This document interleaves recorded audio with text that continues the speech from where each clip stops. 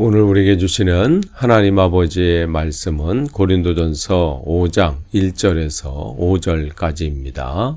고린도전서 5장 1절에서 5절까지 제가 봉독해 드리겠습니다. 여러분 가운데 음행이 있다는 소문이 들립니다. 자기 아버지의 아내를 데리고 사는 일까지 있다고 하니 그러한 음행은 이방 사람들 가운데서도 볼 수 없는 것입니다. 그런데도 여러분은 교만해져 있습니다. 오히려 여러분은 그러한 현상을 통탄하고 그러한 일을 저지른 자를 여러분 가운데서 제거했어야 하지 않았겠습니까? 나로 말하면 비록 몸으로는 떠나 있으나 영으로는 함께 있습니다. 마치 여러분과 함께 있듯이 그러한 일을 저지른 자를 이미 심판하였습니다. 우리 주 예수의 이름으로 여러분이 모여 있을 때에 나의 영이 우리 주 예수의 권능과 더불어 여러분과 함께 있으니 여러분은 그러한 자를 당장 사탄에게 넘겨주어 그 육체는 망하게 하고 그의 영은 주님의 날에 구원을 얻게 해야 할 것입니다. 아멘. 지금 우리가 이제 새벽 기도에 계속해서 고린도 전서 말씀을 나눕니다. 오늘은 이제 5장 말씀으로 5장 1절에서 5절 말씀인데요. 5장부터는 또 분위기가 달라져요. 4장까지 고린도 교회의 큰 문제가 중에 하나가 서로 나누어졌다는 거예요. 나는 바울을 따르겠다.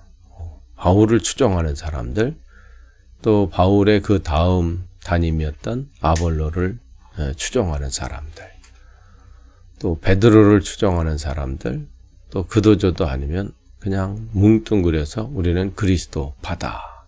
그러면서 이제 교회가 이렇게 나누는 것 때문에 시끄러운 거예요.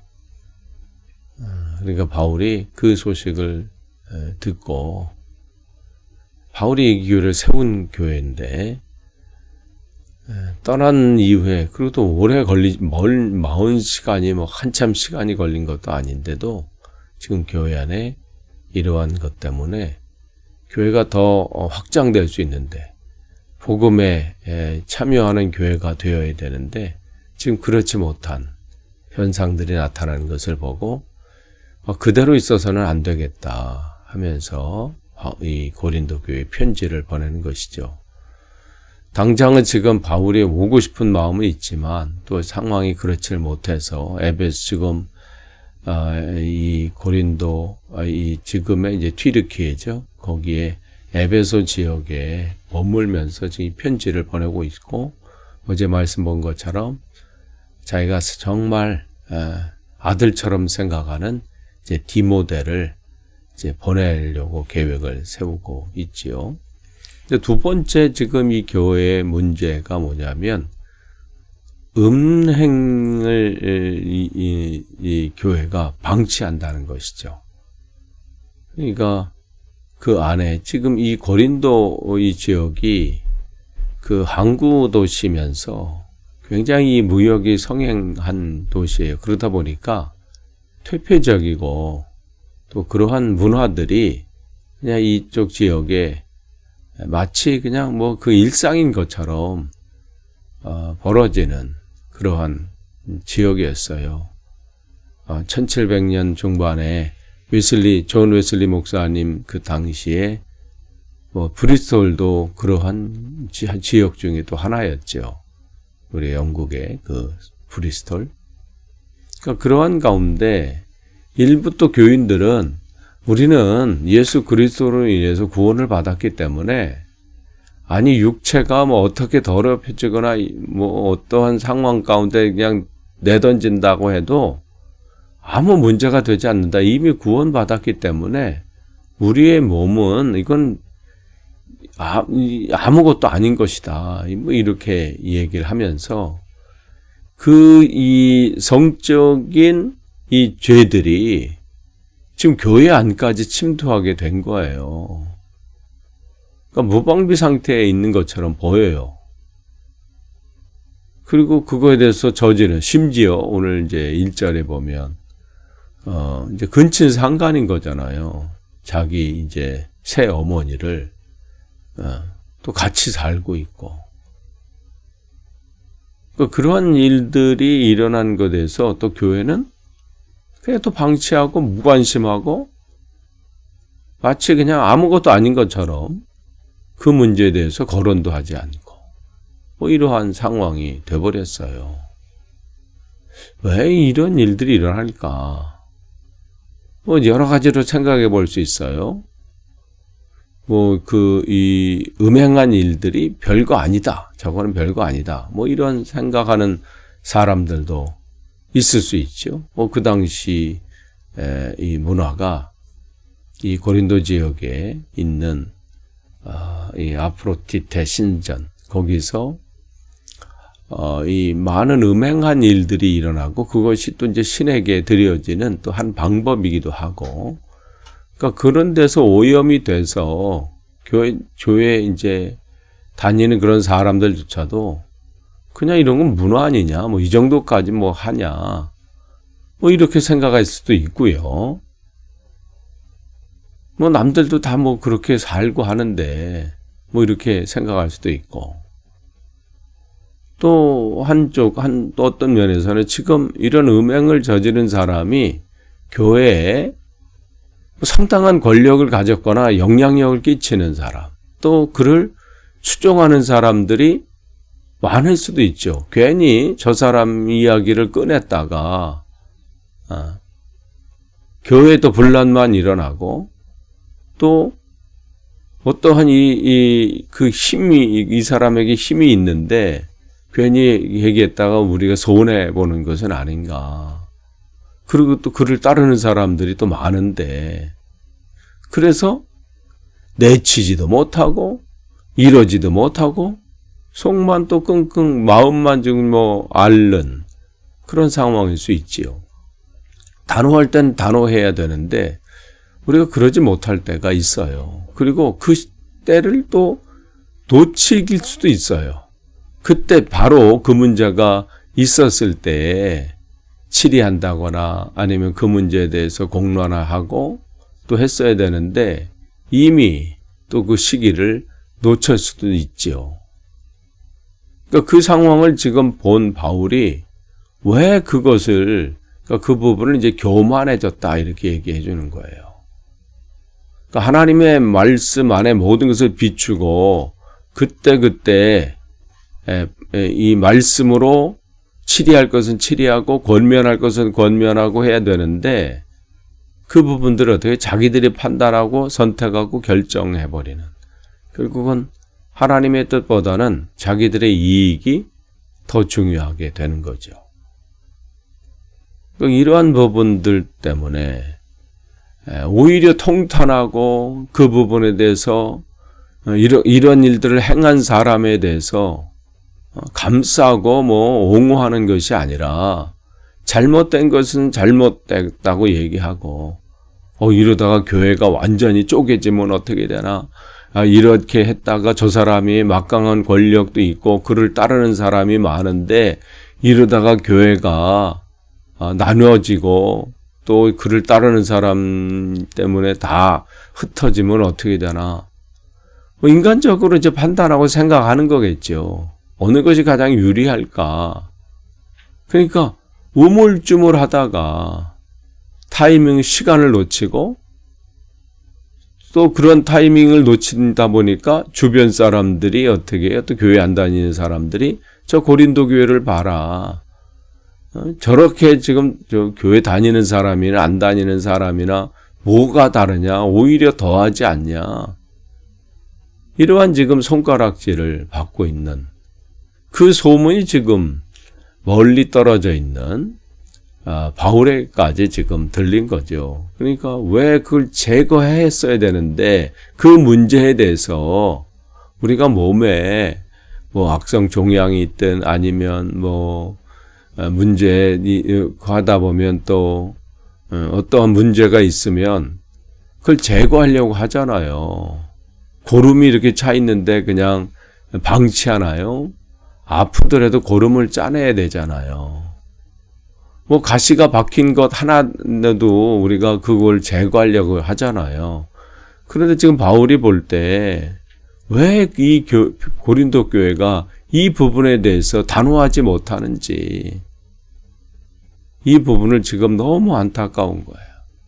그러면서 자기는 지금 따로 떨어져 있는 것이 아니라 3절에도 말한 것처럼 몸은 떨어져 있지만 마음은 영으로 함께 있다. 이 얘기는 마음은 지금 여러분과 함께 있다는 거죠. 그때 바울이 2차 전도여행 때 세웠던 이 고린도 교회를 세울 때 그 마음, 이곳에 하나님의 나라가 세워지고 이 교회를 통해서 주님을 알지 못한 이들이 주님을 만나기를 원하는, 그게 하나님께서 그곳에 교회를 세운 목적 아니겠어요?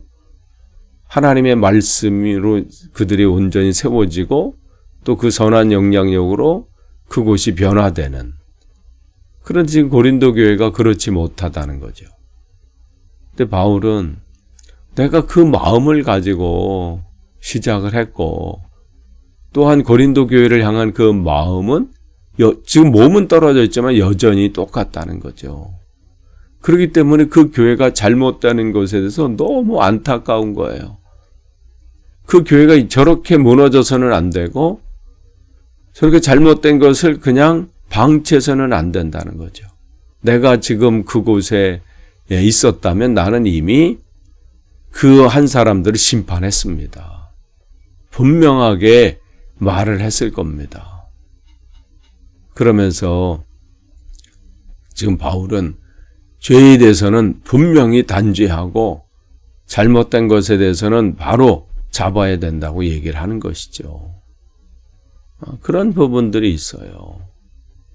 그러니까 지금 바울은 정말 하나님의 교회가 든든히 세워져야 되는 것을 지금 그것을 잘못된 길로 걸어가고 있는 데서 단호하게 지금 얘기합니다.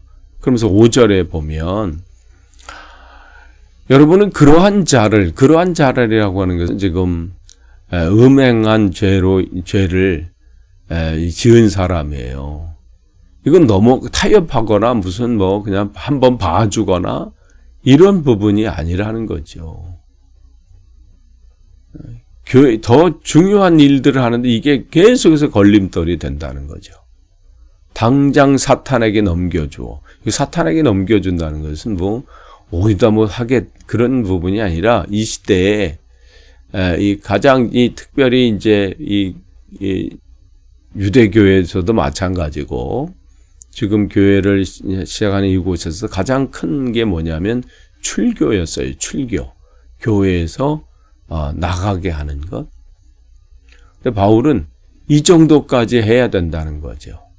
이래야 교회가 바로 세워지고 또 세상이 기준으로 볼 때 교회는 정말 뭔가 다르구나. 세상은 별거 아닌 문제로 치부할 수 있고, 그런데 교회는 저렇게 대단한 사람일지라도 그를 따르는 사람이 많고 권력을 가지고 있고 할지라도 하나님 말씀에 비추어 봤을 때, 아니면 하나님 말씀 비추는 것까지는 안 가더라도 상식적인 것에서 비춰볼 때, 잘못된 것에 대해서 단호할 때, 지금은 당장 저 세력 때문에 또 저를 따르는 사람들 때문에 교회가 막대한 경제적인 손실도 있을 수 있고, 또 숫자적인 부분도 그렇고, 또 그것을 수습해 나가려면 또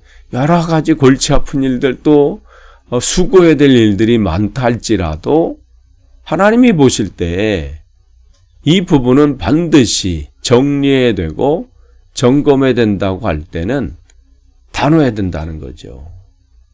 그래야 교회도 살고 지금 이 잘못된 일을 행한 이 사람이 진짜 살 수 있다는 거죠. 육체가 망하게 된다. 이것은 자기의 잘못에 대해서 분명하게 깨닫는 거죠. 이게 정말 하나님 앞에 큰 죄였구나.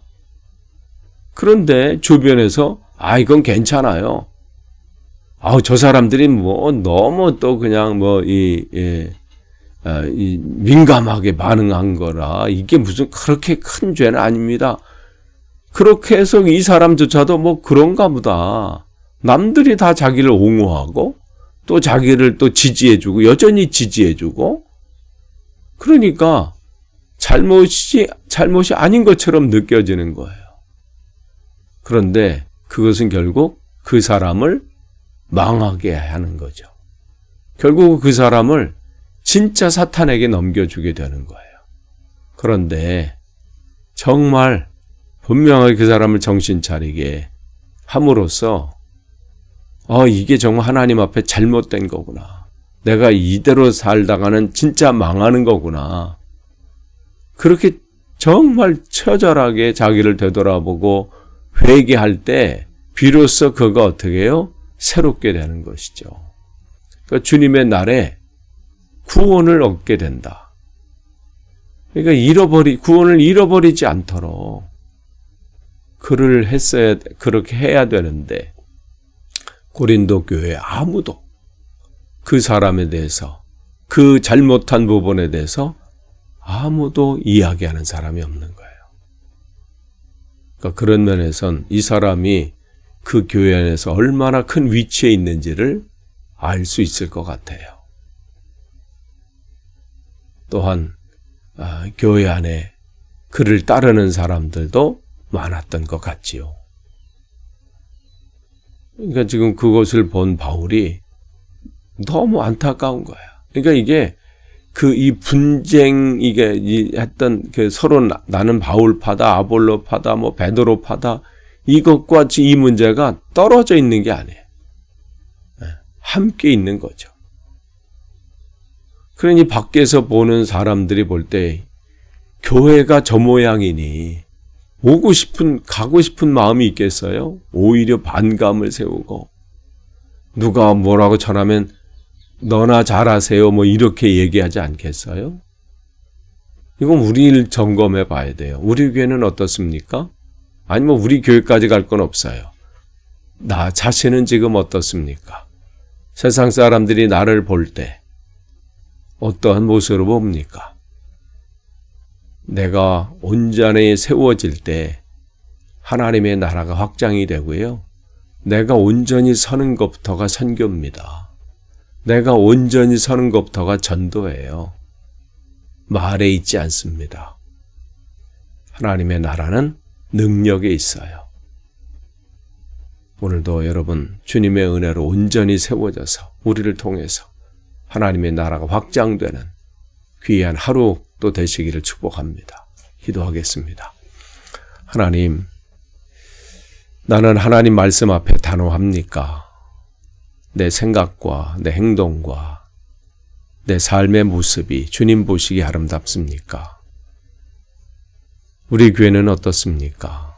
주님, 날마다 점검하고 잘못된 부분은 고치고 새롭게 되고 그래서 주님이 기뻐하시는 교회로 온전히 세워 주옵소서.